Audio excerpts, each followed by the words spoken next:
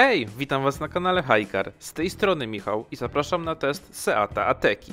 Ateka była pierwszym modelem Seata typu SUV, chociaż ja nazwałbym ją bardziej crossoverem, bazującym na poprzedniej, czyli trzeciej generacji Leona. Tutaj mam model Ateki FR po liftingu, który wprowadził bardziej kosmetyczne zmiany, ale zacznijmy jak zwykle od koloru. Jest to szary, metaliczny lakier o nazwie Rhodium Grey, a cała paleta kolorów jest w miarę zróżnicowana. Z przodu lifting objął najwięcej elementów. Mamy trochę mniejsze światła o nowym kształcie, większy grill, który też lekko zmienił swoją formę, także przemodelowany zderzak w dolnej części. Profil wygląda prosto i nic się w nim nie zmieniło. Mamy ciemne relingi, szare obramowanie szyb, lusterka w takim bardziej matowym kolorze Cosmo Grey, który jest charakterystyczny właśnie dla wersji FR i widzimy go również w innych miejscach, a FR-kę możemy poznać też po lakierowanych nadkolach i progach na kolor nadwozia. Na koła składają się bazowe w wersji FR, ale ładne i proste srebrne felgi 18-calowe z oponami 225/50 lub o szerokości 215 dla wersji z napędem naprzód. Do wyboru, zależnie od wyposażenia, jest mnóstwo wzorów i rozmiarów od 16 cali do 19. Z tyłu jest kilka zmian, ale w górnej części wszystko po staremu, czyli wyraźny spoiler, ciemne dokładki po bokach, napis Ateka w tej nowej, bardziej designerskiej czcionce. Niestety najgorsza zmiana, czyli zniknął prawdziwy wydech i mamy teraz te okropne atrapy. Przynajmniej prawdziwy jest po obu stronach. Wymiarami Ateka wpasowuje się bardzo dobrze w segment kompaktowych crossoverów, ale wysokość powyżej 160 cm sprawia, że ma proporcje bardziej SUV-a niż hatchbacka. W zależności od wersji, Ateka waży mniej więcej od 1250 kg do nieco ponad 1,5 tony, prześwit wynosi 19 cm, a średnica zawracania 10,8 metra.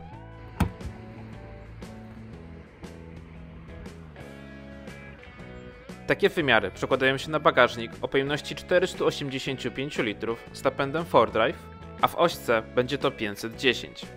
Bagażnik jest ładnie wykończony, ma dwa haczyki i takie wnęki po bokach.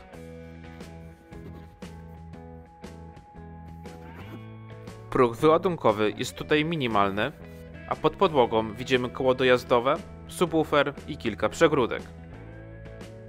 Półka jest taka bardzo solidna i nie mieści się pod podłogą. Oparcia kanapy możemy złożyć w proporcjach 1/3 do 2/3, sięgając z bagażnika. Pojemność wzrasta wtedy do niecałych 1600 litrów i tworzy się lekki uskok.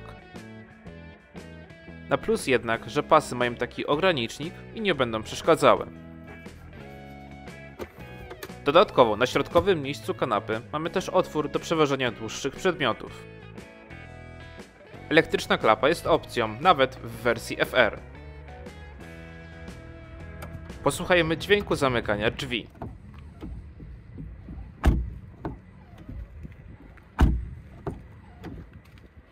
Z przodu, poza skrzypiącym zawiasem, dźwięk jest solidny, z tyłu bardzo podobnie.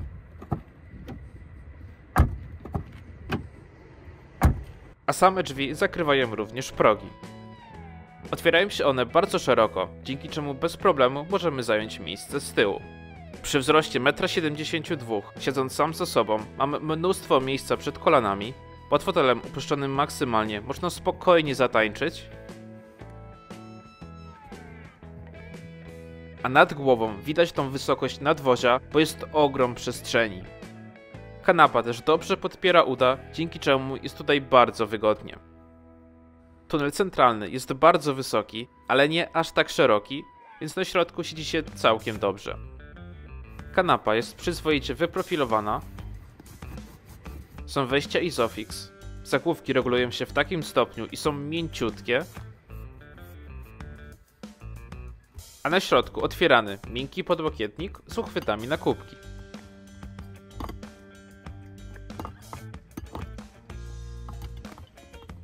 Drzwi są fatalnie wykończone. Mnóstwo twardego plastiku w górnej części. Ładne obicie skórzane na wysokości łokcia. Ale co z tego, jeśli podłokietnik, no właśnie, jest twardy jak skała. Po co obszywać boczek drzwi i zostawić taki podłokietnik, skoro to na nim opieramy rękę? Bez sensu. Przynajmniej aspekt praktyczny się zgadza. Są bardzo duże kieszenie, tył fotela jest miękki, mamy gazetowniki, a na środku nawiewę, 2 wejścia USB-C i taką półeczkę. Przejdźmy do przodu, gdzie wita nas całkiem wysoka pozycja za kierownicą. Jest ona tak pomiędzy pozycją w SUV-ie pokroju RAV4, a typowym crossoverze jak Mazda CX-30. Fotel kierowcy regulowany jest elektrycznie w 8 kierunkach, z regulacją podparcia lędźwiowego w 2 płaszczyznach i pamięcią ustawień, a fotel pasażera manualnie z regulacją poziomą lędźwi. Fotele są wyraźnie wyprofilowane, a siedzisko dobrze podpiera uda. W wersji FR standardowo dostajemy ładną tapicerkę, będącą połączeniem zamszu i skóry z pomarańczowymi przeszyciami, ale w zależności od wersji mamy też tapicerki w pełni materiałowe, jak i w całości skórzane. Ten projekt deski rozdzielczej został przeszczepiony właśnie z Leona trzeciej generacji i według mnie jest bardzo udany. Mamy sporo przycisków, jak na obecne czasy, i ekran wkomponowany w deskę rozdzielczą, ale ani trochę nie wygląda ona przestarzale. W porównaniu do wersji przed liftingiem zmieniły się przede wszystkim ekrany, ale także kierownica. Jest to ta sama kierownica, którą znajdziemy w nowej generacji Leona i podobna do tej z nowych Cupr. Jest ona skórzana w wersji FR z perforacją, nie jest może jakoś miękka, ale bardzo dobrze leży w dłoniach. Ma srebrne akcenty z napisem FR w dolnej części, sporo fizycznych przycisków, a także to samo pomarańczowe przeszycie. Ma również łopatki do zmiany biegów, ale najważniejsze jest to, że od pozycji skrajnej do skrajnej mamy tylko 2 pełne obroty. Za kierownicą znajduje się ekran zegarów cyfrowych o przekątnej nieco ponad 10 cali. Mają one bardzo dobrą rozdzielczość i dużą nośność informacyjną, ale nie są aż tak rozbudowane jak te, które testowałem w Cuprach. Mamy tylko 3 motywy wyświetlania danych,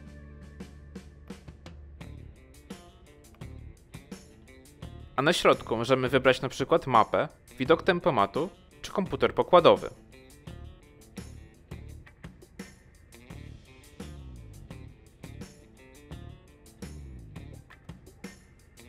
Natomiast informacje znajdujące się w środku tarcz wybieramy już z poziomu ekranu głównego i możemy zapisać 3 różne zestawy.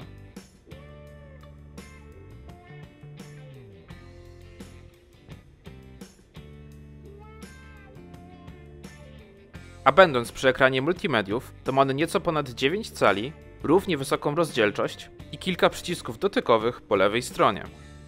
Sam ekran reaguje w miarę ok na dotyk, chociaż czasami zdarza mu się zawiesić.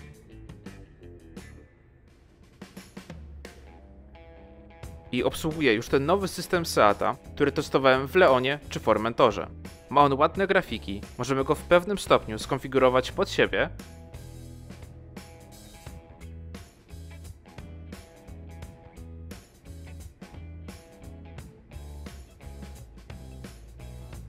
na pewno nie jest to system, którego nauczymy się od razu. Pewnych funkcji trzeba szukać, co jest jego minusem. No i jak słyszeliście na początku, możemy go potraktować jak instrument i coś zagrać.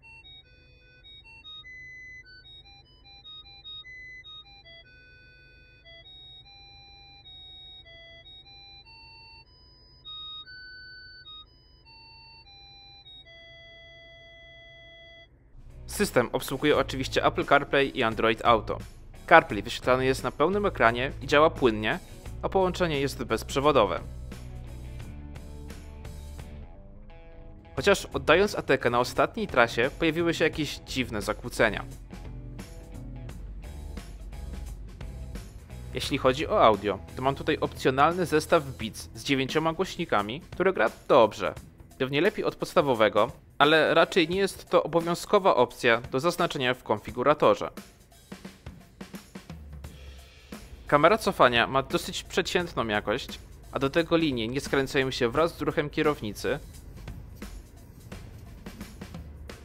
Chyba że nie udało mi się tego znaleźć w ustawieniach. I teraz przechodzimy do największej przewagi Ateki nad nowszymi modelami bazującymi na Leonie. Tak, mamy kilka fizycznych przycisków, m.in. od wyłączenia systemu Start-Stop, a także cały osobny panel klimatyzacji, który jest banalny w obsłudze i bardzo przejrzysty. Poniżej mamy półkę na telefon z ładowarką indukcyjną oraz dwa wejścia USB-C i 12V. Na konsoli centralnej widzimy starter silnika, przycisk Auto Hold, który raz włączony taki pozostaje, i pokrętło do wyboru trybu jazdy.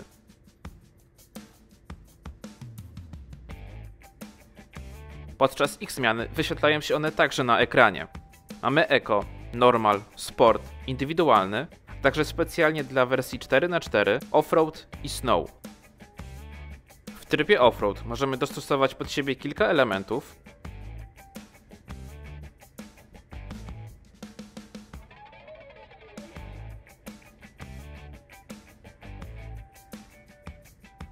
tak samo jak w trybie indywidualnym, gdzie wybieramy pracę silnika czy układu kierowniczego. Na środku mamy też oczywiście dźwignię od automatycznej 7-biegowej skrzyni DSG z trybem Sport.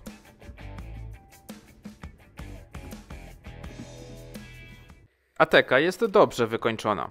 Na górze deski rozdzielczej mamy miękkie tworzywo, które schodzi lekko poniżej ekranu.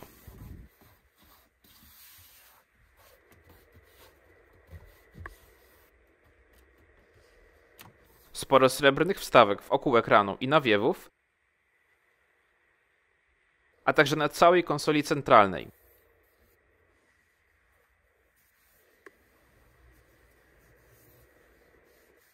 Na której widzimy tylko śladowe ilości piano black, które zupełnie nie przeszkadza, ale niestety boczki są całkiem twarde.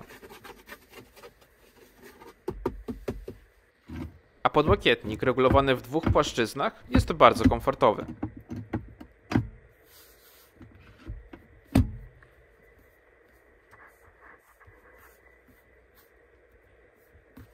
Przednie drzwi wykończone są lepiej od tylnych. Na górze lekko uginające się tworzywo,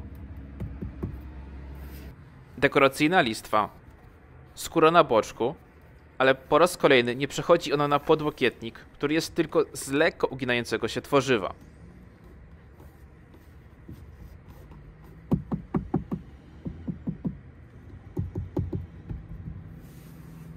Dobra, to zobaczcie jeszcze schowki i idziemy pod maskę.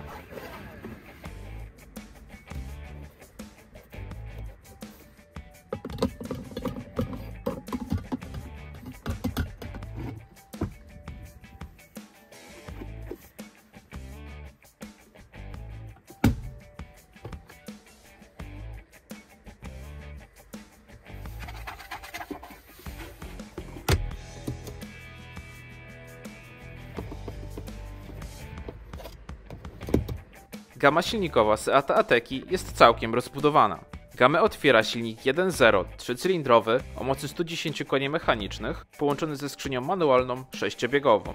Jest też silnik 1.5 150 koni, dostępny z manualem lub 7-stopniowym automatem DSG, a na szczycie widzimy motor 2-litrowy, połączony tylko z automatem i napędem na 4 koła.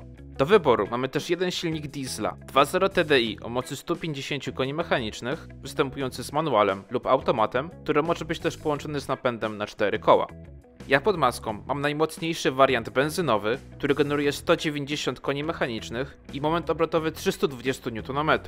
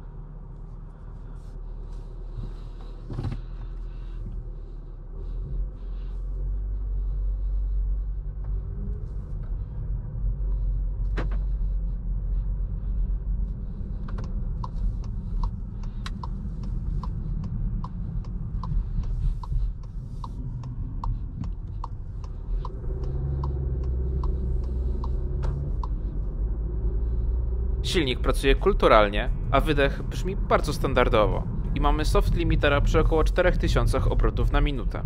Seat deklaruje, że Ateca z tym układem napędowym do setki przyspieszy w zaledwie 7 sekund. Zobaczmy, czy uda mi się osiągnąć tak dobry czas.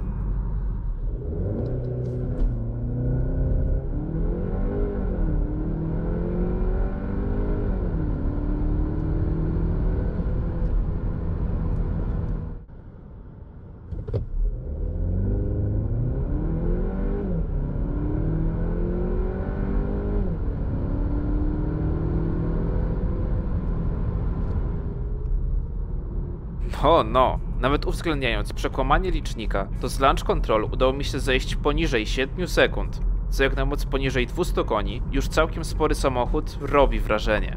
Bez Launch Control i w trybie normal czas był gorszy o niespełna sekundę, jednak dalej bardzo dobry. I te wyniki oddają w pełni dynamikę tego silnika, która jest znakomita.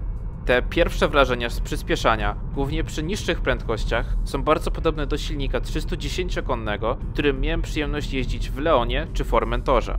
Dopiero po chwili i przy prędkościach pozamiejskich czuć, jakby był on delikatnie wykastrowany z osiągów.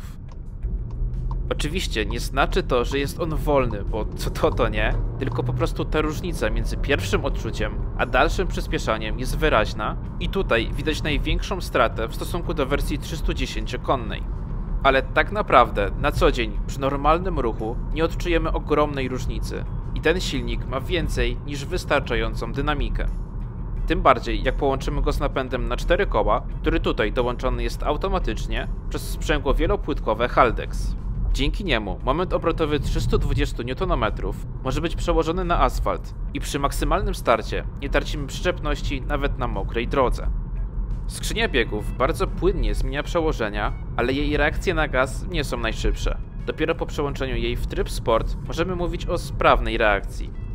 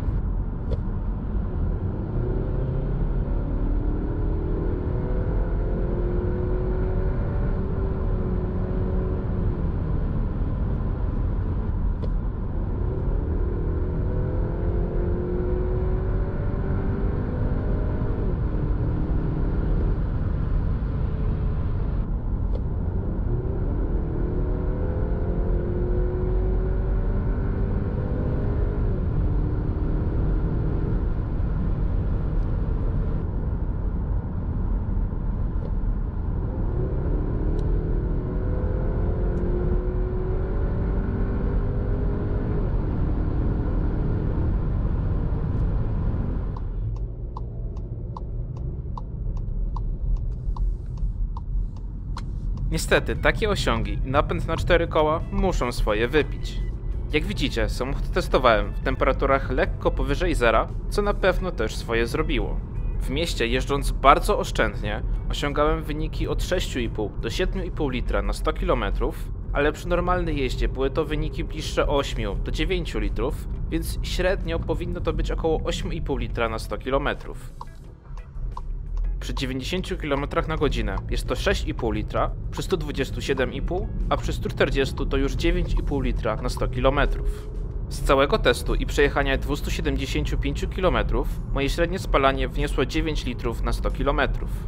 Aby obniżyć spalanie, Seat wyposażył Atecę oczywiście w system start-stop, który przy wyłączeniu silnika działa niezauważalnie, ale przy uruchomieniu czuć lekkie wibracje. A także gdy jedziemy w trybie Eco lub Normal, po odpuszczeniu gazu skrzynia często rozpina bieg i przechodzi na luz, dzięki czemu mamy mniejsze opory toczenia, ale po wciśnięciu gazu musimy odczekać dłużej na reakcję. Zobaczmy teraz, jak Ateca poradzi sobie na nierównej drodze.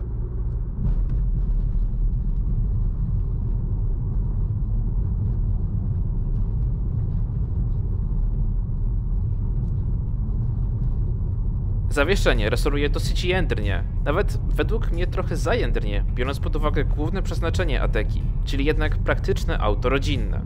Spodziewałbym się po nim trochę więcej komfortu, ale jeśli tego szukacie, to odpowiedzią może być adaptacyjne zawieszenie DCC, które można to kupić za niecałe 4000. Jednak dzięki takiemu zestrojeniu zawieszenia, Ateca prowadzi się bardzo dobrze po zakrętach, czym pomaga również precyzyjny układ kierowniczy o progresywnym wspomaganiu. Wyjedźmy teraz na autostradę.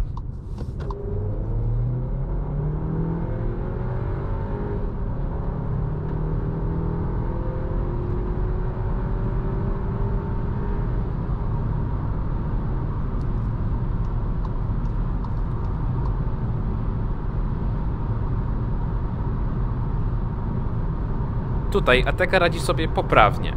Jest przyzwoicie wyciszona, zarówno od podwozia, jak i od opływów powietrza. Nie miałem takiego bezpośredniego porównania pomiędzy nią a Formentorem, ale wydaje mi się, że w Formentorze było delikatnie ciszej. Jeśli jednak wy porównywaliście bezpośrednio oba te modele, to możecie dać znać w komentarzu. Ten egzemplarz wyposażony jest w pakiet wspomagania jazdy M, który oznacza, że mamy tempomat adaptacyjny, który działa bardzo dobrze w pełnym zakresie prędkości, jednak co ciekawe, mimo że ma on nawigację, to nie odczytuje znaków ograniczenia prędkości, co według cennika powinien mieć. W efekcie nie dostosowuje on też prędkości do ograniczenia. Pakiet M zawiera też tylko podstawowego asystenta utrzymania w pasie ruchu, który reaguje dopiero gdy najedziemy na linię.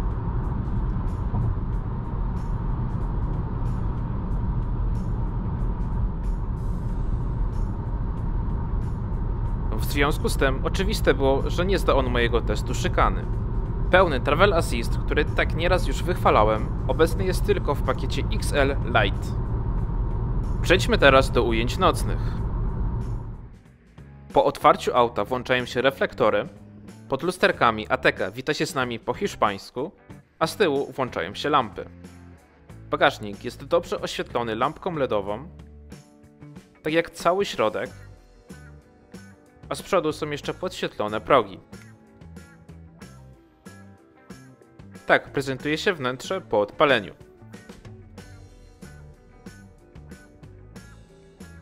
Z tyłu podświetlone są przełączniki do sterowania szybami oraz wejścia USB na środku. Z przodu dobrze widoczne zegary. Na kierownicy wszystko podświetlone włącznie z manetkami.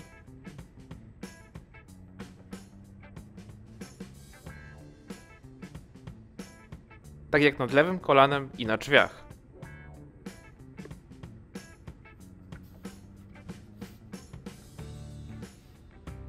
Przestrzeń na nogi oświetlona, a na środku wszystko ładnie widoczne, włącznie z lampką nad ładowarką indukcyjną.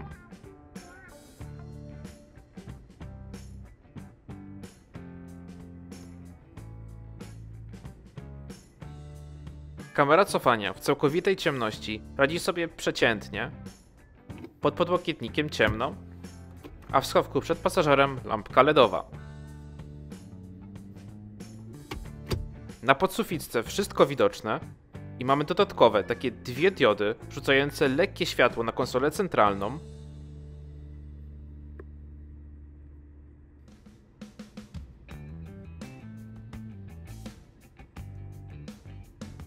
A lusterko oświetlone mocnym LEDem. Jak widzieliście, mamy tutaj też oświetlenie ambientowe w postaci pasków LEDowych w przednich drzwiach. Możemy wybrać jego kolor z 8 przygotowanych przez Seata i może być ono naprawdę jasne.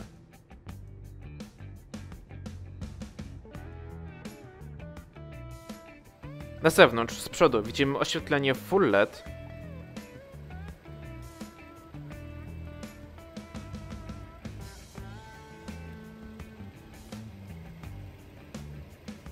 Na lusterku LEDowy kierunek, a z tyłu również lampy w pełni LEDowe z dynamicznym kierunkowskazem. A tablica rejestracyjna oświetlona LEDem.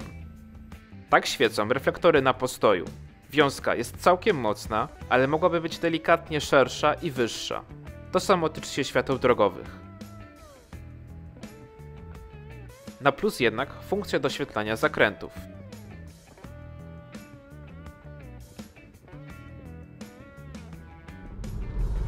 Tak prezentują się one podczas jazdy nieoświetloną drogą. I niestety trafiała mi się fatalna pogoda do nagrywania ujęć nocnych, więc na kamerze wygląda to o wiele gorzej niż w rzeczywistości. Podczas jazdy światła sprawiają naprawdę dobre wrażenie, Jedynie światła mijania mogłyby mieć trochę większy zasięg. Ateka wyposażona jest oczywiście w system automatycznego przełączania pomiędzy światłami drogowymi a mijania, który jest bardzo czuły i zdarzył mu się chyba tylko jeden błąd podczas całego mojego testu. Porozmawiajmy teraz o cenie. Cennik Ateki zaczyna się od 96 000 złotych za wersję Reference z silnikiem 1.0 i manualem. Aby wybrać silnik 1.5 musimy wejść na wyższy poziom wyposażenia Style i dopłacić w sumie 23 000 złotych. Dopłata do automatu wynosi 10 000, a do silnika 2.0 kolejne 19 000, ale dostajemy wtedy też napęd na 4 koła. Ceny diesla zaczynają się od 130 000 złotych za wersję Style, a dopłata do automatu wynosi tak samo jak w benzynie 10 000. Aby wybrać diesla z napędem 4Drive musimy wejść na wyższy poziom wyposażenia Experience za dodatkowe 15 000 i dopłacić kolejne 15 000 za napęd na 4 koła. Tak prezentuje się bazowa wersja na felgach 16-calowych, bez klimatyzacji automatycznej czy nawet Bluetootha i zdjęcie przekłamuje, bo nie ma też podgrzewanych foteli. A tak w kontraście wygląda najdroższa wersja FR z dieslem i napędem na 4 koła, z felgami 19-calowymi, pełną skórą w środku i wszystkimi opcjami za uwaga 223 000 złotych. Wow! Najbardziej opłacalną wersją wydaje się być Style z silnikiem 1.5 i automatem i tutaj również zdjęcie wnętrza ma się nijak do skonfigurowanej wersji. Dodałem kilka opcji i cena takiej wersji to 150 000 złotych za już naprawdę bardzo dobrze wyposażony samochód. I przechodząc do podsumowania, 150 000 złotych to kwota, za jaką możemy mieć trochę lepiej wyposażoną Cuprę Formentor z tym samym układem napędowym. Formentor na pewno prezentuje się lepiej na drodze, wygląda bardziej sportowo i nowocześnie i troszkę lepiej się prowadzi. Jednak Ateka ma też swoje mocne argumenty, jak więcej miejsca w kabinie, w szczególności na wysokość, większy bagażnik i jeszcze ten starszy układ deski rozdzielczej z przyciskami, który jest o wiele łatwiejszy w użytkowaniu. Ja bez wątpienia wybrałbym Formentora ze względu na wygląd, ale jeśli komuś zależy na praktyczności i prostszej obsłudze, to Ateka wygrywa. Także dzięki za oglądanie. Zachęcam Cię do zostawienia subskrypcji, aby mógł testować dla Was coraz więcej różnych marek. Czekam w komentarzach na Twoją opinię odnośnie Seata Ateki, a jeśli podobał Ci się ten test, to możesz zostawić łapę w górę i widzimy się w następnych filmach. Bye!